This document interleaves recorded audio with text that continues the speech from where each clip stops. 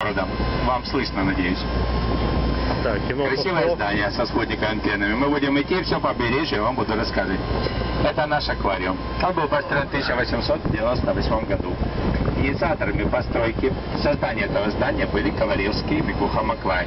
Это в России считали первое здание аквариума. И третье оно было в мире. Сейчас также здесь располагается аквариум Институт биологических морей. Перед первой обороной Севастополя в 1854 год, когда англичане и французы подходили со стороны моря к Севастополю, они превосходили флотом, силой, и принято было решение командованием, чтобы сюда не пустить вражеские корабли. Было решено задобить свои парусные боевые корабли, чтобы преградить вход бухты. Пожалуйста, слева выход в открытое море. Здесь поперек бухты изначально было создано 7 больших парусных кораблей, преградив вход. Тролли строение кораблей было построено направо.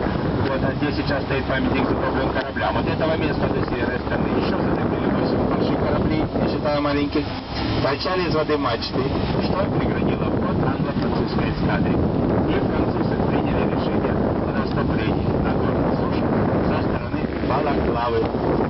Началась первая оборона Севастополя, 1854-55 год, и длилась на 349 дней. Мы с вами сейчас выходим уже в Большую Севастопольскую бухту. Вперед начало вы видите в Молово, где построили, и заканчивается вдалеке поселком Инкерман, устьем рекой Черной. Протяженностью 7,5 километров, ширина более километра, глубина 20 метров. Мы с вами подошли к памятнику затопленным кораблям. Это визитная карточка города и внесен герб города. Мы видим с вами искусственная гранитная скала. Это символ морского каменистого дна. Перитовая колонна, символ масти, торчащей из воды. Двуглавый орел, символ России, держит венок, символ славы. Установлен год в честь 50-летия первого обороны Севастополя. В 1905 году по оригинальному проекту эстонского архитектора Амадеуса Адамсона. За памятником на подпорной стеночке 2 скрещенных, вы видите, якоря затопленных кораблей, табличка. На этом месте были расстреляны матросы с вашего крейсера Чакова. Следом здания квадратное на колоннах.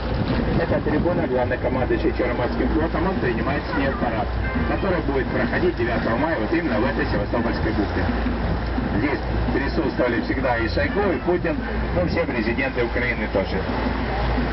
Сейчас, смотрите, справа мы идем. Вот это Серый ярус. Обратите внимание.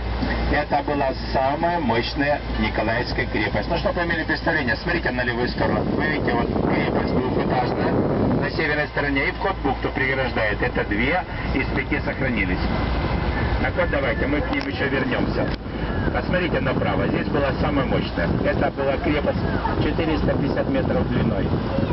3 этажа. Толщина стен достигала 3 метров, 150 пушечных орудий. Но она не сохранилась. При отступлении наши войска взорвали ее, чтобы она не досталась англичанам и французам. Но мы видим вот этот серый ярус, вот окошечки, бойницы, из которых как раз и стреляли. Окончание мыса. Вот небольшой причал с ядрами. Это начало плавучего понтонного моста. Этот мост был из бревен, связанный в плоты. И длина его достигала вот аж на северную сторону, на левую, видите, от меня. В 1855 году при отступлении жители обороняющие войска покинули южную часть, по мосту ушли на северную и убрали за собой мост, оставили город неприятелю. Ну, сейчас мы хорошо с вами видим, как бухты наши разделили город. Вы видите с левой стороны вся северная часть города, справа южная, центральная, прямо по носу катера, это корабельная сторона. Мы же с вами направо идем в эту бухту.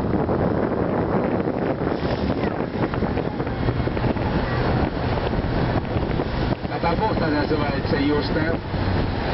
Название получила неспроста, потому что расположена она строго на юг, протяженностью 3 километра и глубиной 10 метров. Довольно-таки глубоководная, но она самая спокойная. Вы сейчас в этом убедитесь. Вот вперед, если посмотрите, гладь такая. Она, видите, закрыта со всех сторон холмами, строениями. Сюда ветер не доходит, очень спокойно. Теперь справа на мысе, вот, посмотрите, какое красивое здание. Смотрите, мы видим, построена под корабль, мачта с лагом, иллюминаторы, компания.